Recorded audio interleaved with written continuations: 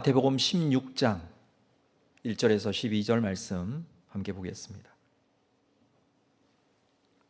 마태복음 16장 1절에서 12절 말씀 한 절씩 교독하겠습니다. 바리새인과 사두개인들이 와서 예수를 시험하여 하늘로부터 오는 표적 보이기를 청하니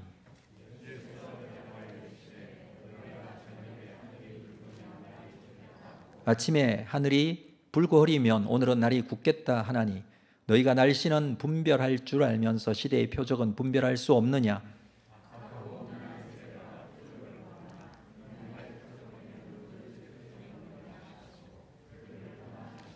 제자들이 건너편으로 갈새 떡 가져가기를 잊었더니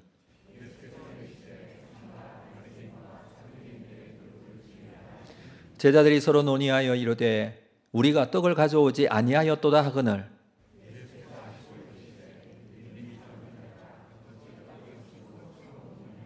너희가 아직도 깨닫지 못하느냐? 떡 5개로 5,000명을 먹이고 주운 것이 몇 바구니며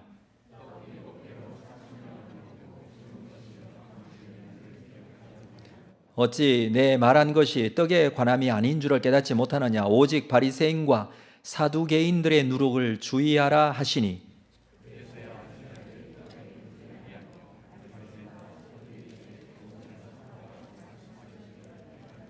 아멘.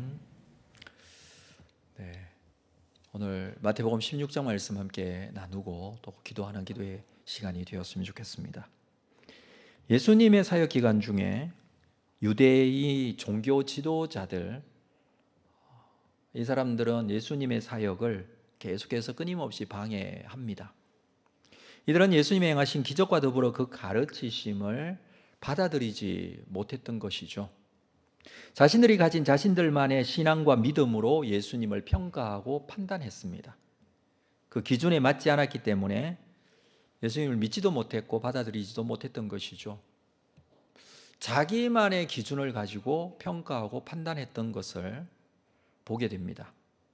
이들은 주로 사실은 예루살렘을 중심으로 활동을 하고 있는 사람들이지만 지금은 갈릴리까지 내려와서 예수님을 염탐하고 있습니다. 그리고 예수님의 사역을 평가하면서 죽일 의논까지 하고 있었습니다. 자, 1절 말씀을 보면 바리새인과 사두개인들이 와서 예수를 시험하여 하늘로부터 오는 표적 보이기를 청했다라고 합니다. 두 그룹의 분파가 나오는데 바리새인 그리고 사두개인이라고 표현을 하고 있습니다. 이 사두개인은 사두개파 사람들을 말합니다. 사두개파는 유다 종교의 당파 중 하나인데 부유한 귀족 계층을 이루고 있었습니다. 주로 제사장 그리고 예루살렘의 권력가들이 대부분이었습니다. 그래서 이 사내들인 70인 공의회에 많은 자리를 차지하고 있었습니다. 자, 이들의 특징은 구전으로 내려오는 율법은 받아들이지 않고 오직 모세 오경만 믿었습니다. 그러니까 모세 오경만 인정을 했다는 것이죠. 이들의 특징 중에 하나가 부활이라든지 영적 세계라든지 천사 이런 존재들 자체를 부인했습니다. 부활도 믿지 않고 영적 세계에 대해서도 인정하지 않습니다. 지극히 현세적인 자들, 지금 현재를 중시하는 자들이라고 할 수 있습니다. 그러다 보니 자연적으로 세속 권력 구조에 관심이 많았던 것이죠. 정치성을 띤 종교인들이라고 할 수 있습니다. 이들이 가진 신앙의 특징이 번영 신앙입니다. 세상에서 자리를 잡고 성공하고 잘 되고 부자가 되고 이런 것들이 그들의 신앙의 중심을 이루고 있었던 것이죠. 그래서 번영신앙이라고 합니다. 특별히 부활에 대한 생각, 이 생각은 바리새인들과 대립적 관계에 있었습니다. 바리새인들은 부활을 믿으니까 이 문제에 대해서는 상당히 대립적인 입장에서 서로 앙숙같이 그렇게 대립적 관계를 유지하고 있었지만, 그래서 서로 관계가 좋지 않았지만 예수님을 죽이는 일에는 사두개인들, 바리새인들이 연합 해서 함께 힘을 모읍니다. 바리새인들은 율법주의자들이라고 할 수 있습니다. 스스로 정통주의자라고 합니다. 이스라엘의 역사에 있어서는 바벨론 포로 귀환 이후에 신앙적으로 세속화되어 가는 것, 이것을 바로잡고자 새롭게 자신을 구별하고 철저하게 율법을 지키려고 노력했던 자들, 이 바리새라는 의미가 구별하다라는 의미를 가지고 있는데, 말씀과 율법으로 자신을 구별한다, 뭐 이런 좋은 의도로 생긴 종파라고 할 수가 있는데, 결국에는 이들은 외식하는 신앙, 형식주의자들이 됩니다. 율법을 지켜야 된다, 뭐 강조하는 거 참 좋은 일이지만 이걸 형식에 치우치게 되죠. 의도는 좋았지만 결과는 이런 형식주의자가 된 것입니다. 그래서 예수님께서 외식하지 말라, 이런 말씀들을 많이 하셨죠. 사두개인들은 바리새인들과 좀 다르다고 말씀을 드릴 수 있습니다. 현세적이고 정치적 성향을 가지고 있었고, 특별히 사두개인들은 제사장 중에 또 많이 있었다고 해요. 이들은 제사장이란 타이틀을 가지고 백성들을 하나님께로 인도하는 일보다는 자신들의 권력을 가지거나 또 유지하기 위해서 이 제사장직을 이용하기도 했습니다. 대표적인 사람이 바로 성경에 나오는 안나스 가야바 같은 대제사장들이죠. 이 정치인들은 정치를 하면서 다 국민을 위한다고 하죠. 그런데 가만히 들여다보면 결국 자신의 정치를 위해서 정치하죠. 자신의 정치 생명을 위해서. 그 정치는 이 번영 신앙이 밑에 자리를 잡고 있는 경우가 대부분입니다. 이 사두개인들이 그랬다라는 것을 말씀드립니다. 그래서 이들은 권력을 가지려고 하고 로마의 권력에 빌붙어서 자신의 권력을 유지하려고 애썼던 그런 사람들이 대부분 사두개인들이었습니다. 외식주의자 바리새인, 그리고 정치적 성향을 가진 현세주의자 사두개인, 이렇게 말할 수 있는데, 이들이 함께 예수님을 시험하러 왔어요. 지금 이스라엘의 주류를 이루는 종교 집단입니다. 이들이 종교적 기득권을 가지고 있었습니다. 그런데 예수님께서는 이들의 그 기득권을 인정하지 않고 그들의 잘못된 신앙을 지적하고 올바르게 세우기를 원하셨습니다. 그러다 보니까 이들은 당연히 예수님을 미워하게 됐고 결국에는 예수님을 죽이려고까지 하는 그런 일들이 일어나고 있었죠. 자, 오늘 본문에서 바리새인과 사두개인들이 예수님을 시험하기 위해서 하늘에서 오는 표적을 구합니다.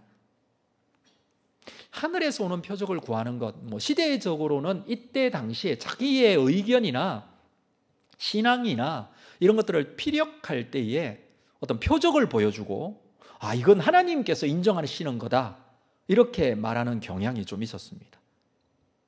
그러니까 기준이, 오늘날 우리가 기준으로 삼고 있는 것은 하나님의 말씀이죠. 말씀에 이렇게 기록이 되어 있고 말씀에는 이렇게 말씀합니다. 이걸 우리의 눈에 보이는 어떤 기적이나 표적보다 더 중요하게 생각합니다. 하나님의 말씀이 우리의 기준이 되기 때문입니다. 그런데 이때 당시에는 자신의 어떤 의견을 피력하기 위해서는 이런 기적들이 굉장히 많이 사용되어졌습니다. 이것을 통해서 말하기도 했습니다.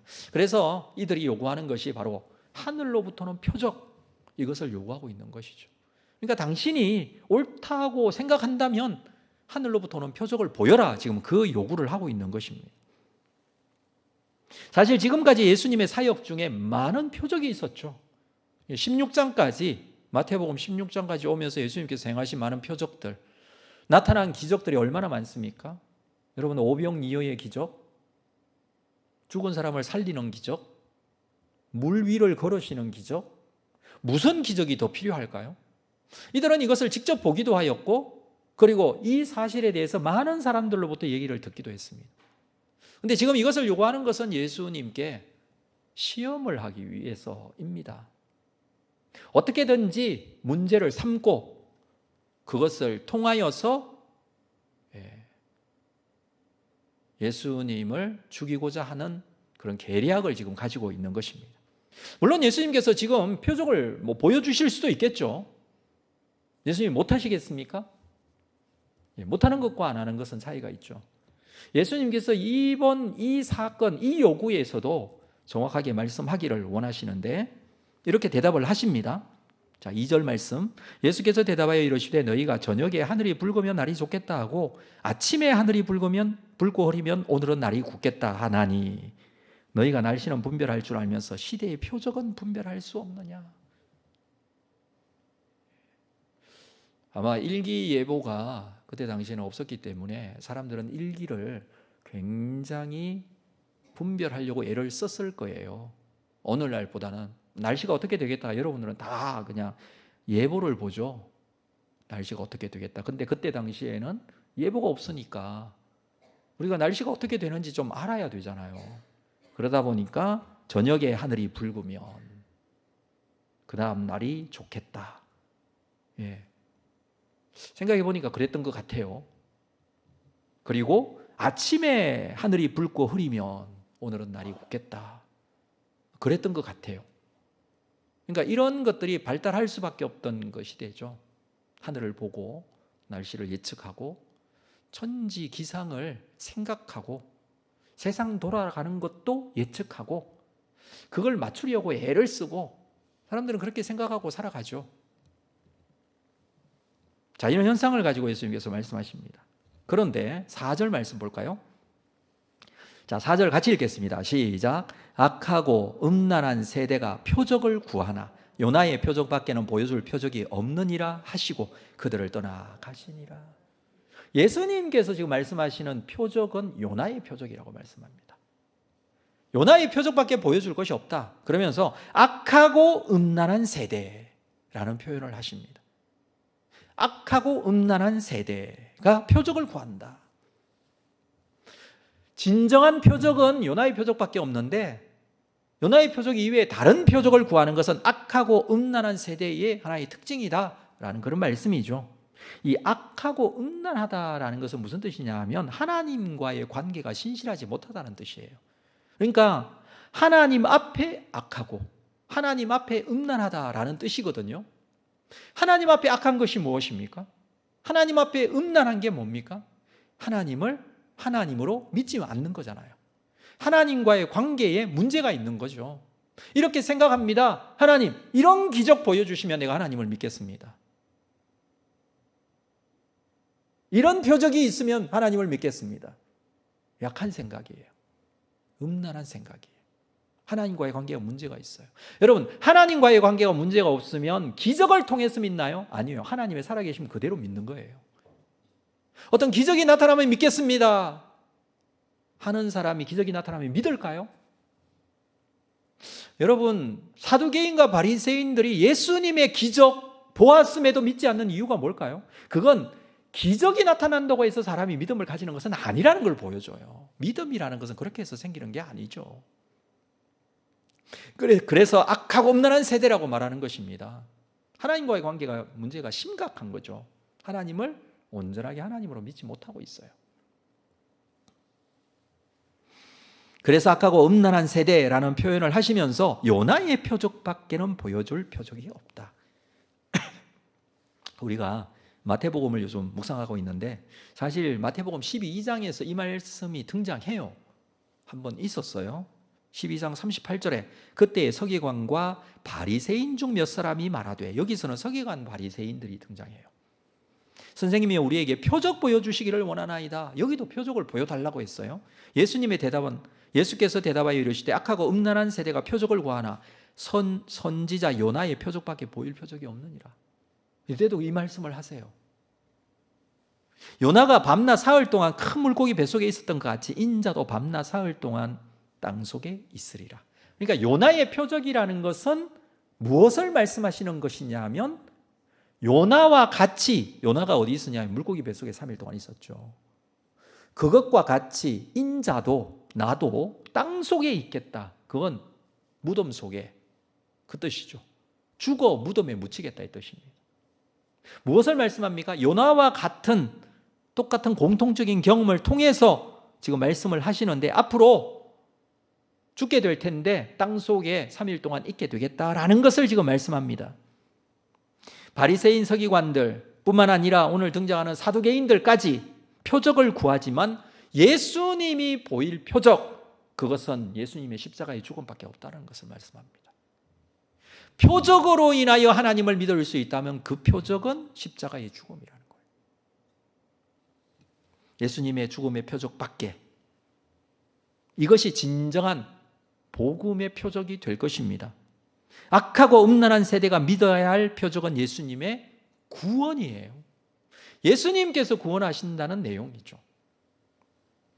여러분, 우리에게 표적은 무엇입니까? 다시 말해서 우리가 믿을 근거는 무엇입니까? 사두개인들이 가지고 있었던 번영 신앙입니까?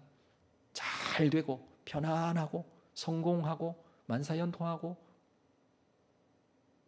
내세적인 것과 상관없이 이 땅의 것만을 추구하고 살았던 그 사람들, 그것이 우리에게 표적이 됩니까? 아니면 사람들이 깜짝 놀랄 만한 어떤 기적이 나에게 나타나야 하는 건가요? 갑자기 돈벼락이 나에게 떨어지고 이 땅에서 사람들을 앞에 떵떵거릴 수 있는 성공이 나한테 주어져야 하나님을 믿을 수 있나요? 우리가 믿는 하나님, 그 하나님에 대한 믿음의 표적이 무엇인가요? 여러분, 표적이라는 단어에 대한 설명을 제가 말씀을 드렸는데 헬라어로는 세메이온이라는 단어를 쓴다고 그랬죠. 그건 표지판이라고 그랬어요. 그것 자체가 본질은 아니에요. 그렇죠? 이건 표지판. 표지판은 안내판이죠. 설명해 주라. 이쪽으로 가면 온사랑교회가 있습니다라는 표지판이 있으면 그게 표적이에요. 그러니까 그것을 통해서 본질을 알아가는 건데, 우리가 신앙의 본질, 믿음의 본질, 구원의 본질은 무엇을 통해서 알 수 있느냐 하면 예수님의 십자가의 죽음과 부활을 통해서 알 수 있는 거예요. 여러분, 나타나는 기적을 통해서는 절대로 알 수 없어요. 여러분, 기적이라는 것이 기독교에만 있습니까?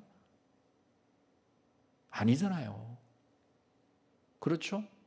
근데 사람들은 그걸 또 기적이라고 믿고 있어요. 우리가 믿는 복음의 본질, 표적이라는 것은 예수 그리스도의 십자가의 죽음입니다. 그래서 예수님께서는 요나의 표적밖에는 보일 것이 없다라고 말씀하신 거예요.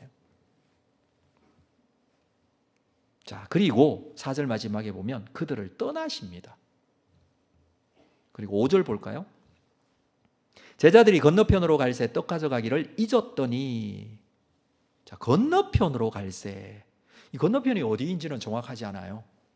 15장, 그러니까 앞장 마지막에 보니까 15장 39절에 보니까 예수님께서 마가단 지경으로 가셨다 기록을 하고 있어요. 그리고 16장이 기록되어 있으니까 16장 사건은 마가단 지경이에요. 마가단은 어디냐 하면 막달라하고 같은 지명이에요. 그러면 막달라는 어디냐? 갈릴리 호수의 서쪽 편에 있어요.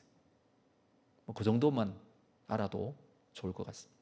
그러니까 갈릴리 호수가 있으면 서쪽에 있는 갈릴리 해변, 이게 막달라, 마가단. 자, 여기에서 건너편으로 가신 거예요. 그러면 이쪽 건너편, 이쪽 건너편, 이쪽 건너편도 될 수가 있겠죠. 정확하지 않다고 그랬습니다.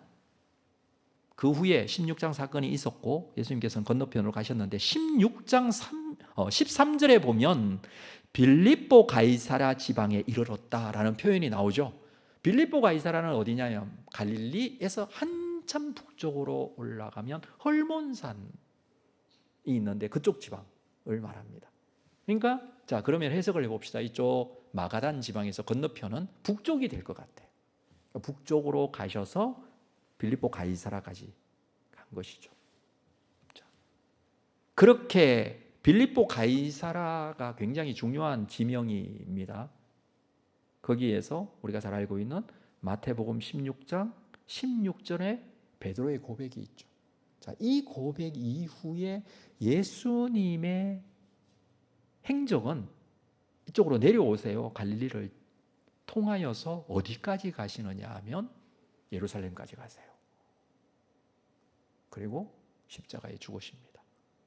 자, 이 여정, 빌립보 가이사랴에서 예루살렘까지의 여정, 이때 말씀하시는 것이 십자가에 고난받고 죽으실 것과 부활하실 것에 대해서 1차, 2차, 3차 3번의 예고를 하세요. 성경에는 3번이라고 되어 있어요. 그러니까 지금의 이 갈릴리에서 건너편으로 가셨다가 지금 빌립보 가이사라로 가시는 그 과정에 있는 그 시기라는 것을 우리가 알 수가 있고요. 여기에서 5절에 보니까 떡 가져가기를 제자들이 잊었다라는 표현이 나옵니다. 그러니까 가는 길이 떡을 준비해야, 그러니까 길 양식을 준비해야 되는 길이었다라는 것을 설명해 주는 것입니다. 요즘 같지는 않았지만 그때도 음식을 사 먹을 수 있고 식당들도 있었겠죠. 또 여러 가지 이 방법을 통해서 음식을 구할 수도 있었겠죠. 그런데 여기는 아마 음식을 미리 준비를 해야 했던 것 같아요. 근데 그걸 잊었다라고 합니다. 그래서 걱정이 이만저만이 아닙니다. 근데 예수님께서 이렇게 말씀을 하십니다. 6절 말씀 같이 읽겠습니다. 시작. 예수께서 이러시되 삼가 바리새인과 사두개인들의 누룩을 주의하라. 삼가 바리새인과 사두개인들의 누룩을 주의하라. 그의 영향력을 주의하라, 이 말씀이거든요. 누룩을 주의하라는 것은 영향력. 여러분, 누룩이 반죽에 들어가면 누룩이 쫙 퍼지잖아요. 이제 그걸 얘기하는 것입니다. 영향력이라고 할 수가 있는데 7절 볼게요. 제자들이 서로 논의하여 이르되 우리가 떡을 가져오지 아니하였도다. 예수님께서 누룩이라고 얘기를 하시니까 떡을 연상한 거예요. 이 사람들의 관심은 지금 꼭 필요한 떡, 양식. 지금 식사할 때가 됐는데 식사도 못하고 어떻게 주변에 먹을 수도 없고 난처한 상황이 된 것 같아요. 그래서 온 관심이 먹는 데 관심이 있는데 누룩이라는 단어가 나오니까 예수님께서 떡을 가져오지 못한 것에 대해서 말씀하시는 것보다 이렇게 생각을 했던 것이죠. 물론 지금 떡이 중요합니다. 먹는 것이 중요합니다. 우리에게 적용해 볼까요? 먹고 사는 것이 중요합니다.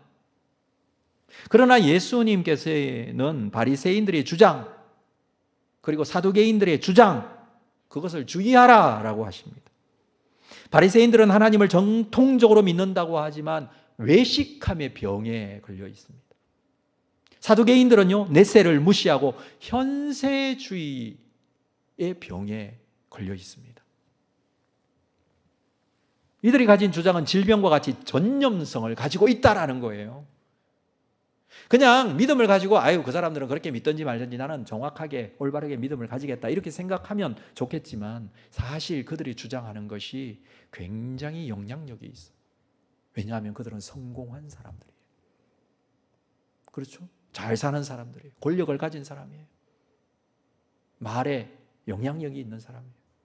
그렇기 때문에 그들이 말할 때 그 영향을 받을 수밖에 없는 상황들.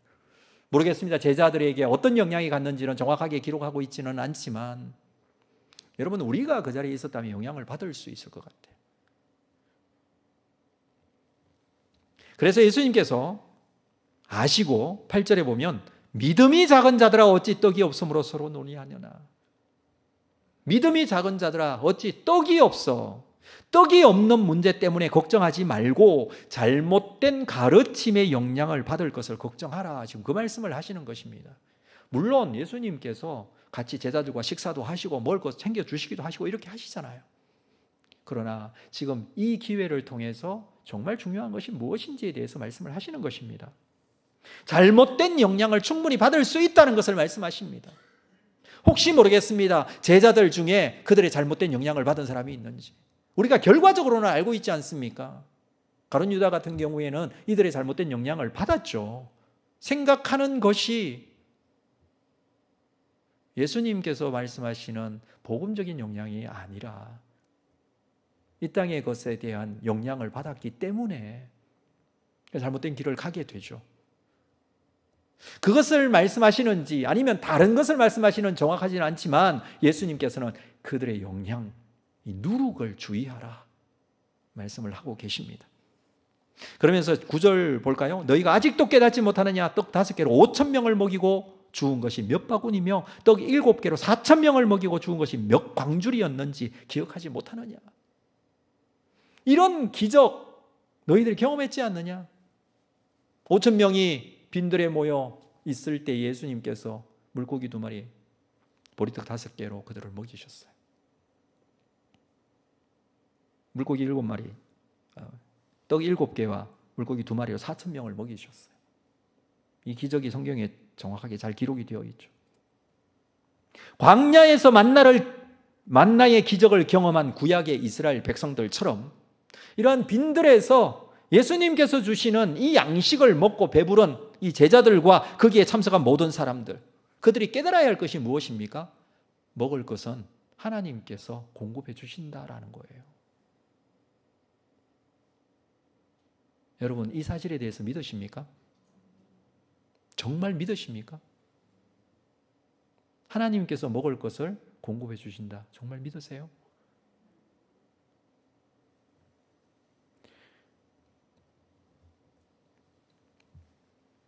저는 신앙생활 해오던 중에 가장 충격을 받았던 게 바로 이것에 대한 믿음을 가지게 된 때였어요. 먹을 것을 주고 굶지 않게 하겠다라는 하나님의 음성이 들렸던 적이 있습니다. 그게 그렇게 중요한가라는 우리가 생각을 할 수 있는데 저는 굉장히 큰 충격을 받았어요. 왜냐하면 우리의 신앙과 일상생활이 먹을 것에 대한 걱정이 굉장히 많거든요. 먹고 사는 문제 때문에. 근데 이거 주님께서 오늘 뭐라고 말씀하십니까? 너희들이 5병이요 7병이요 기적 경험하지 못했느냐? 이스라엘 백성들이 광야에서 뭘 먹고 살았습니까? 하나님께서 공급해 주시는 거 먹고 살았잖아요. 그걸 통해서 무엇을 깨닫느냐라는 거예요. 중요한 것이 무엇입니까? 잘못된 신앙과 믿음으로 인해서 올바로 하나님 앞에 가까이 나가지 못하는 것. 자, 12절을 볼게요.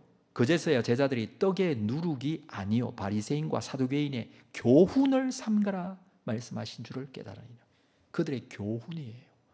그들의 영향력이에요. 이들은 표적을 구했습니다. 나타나는 기적이 있어야 한다고 요구한 것입니다. 예수님에게 표적이 없었던 것이 아니었다 말씀드렸지 않습니까? 그러나 예수님께서 이 세상에 오셨고 십자가에 죽으시고 3일 만에 부활하신 이유, 사람을 구원하시기 위한 것이었다. 이 구원은 내세적인 구원을 말합니다.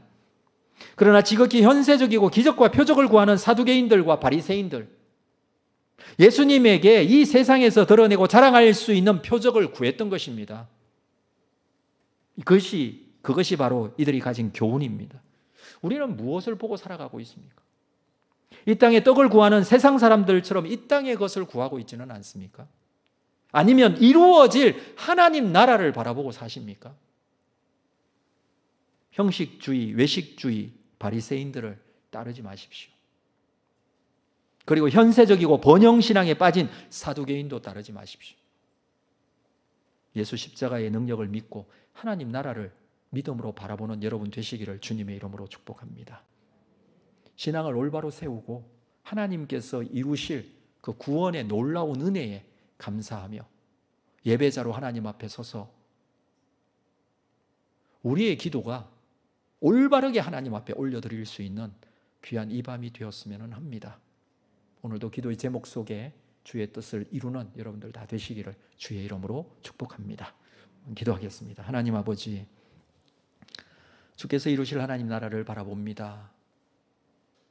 이 땅만 바라보고 살았던 이 사두개인들, 그리고 외식주의에 빠져 있었던 바리새인들, 그들의 옳지 못한 신앙을 주님께서 바로잡기를 원하셨고 그들에게 올바른 교훈을 하셨지만 믿지 않았던, 오히려 예수님에게 표적을 구하고 시험을 했던 그들의 모습을 말씀 속에서 함께 나누며 우리의 모습은 어떠한지 돌아보았습니다.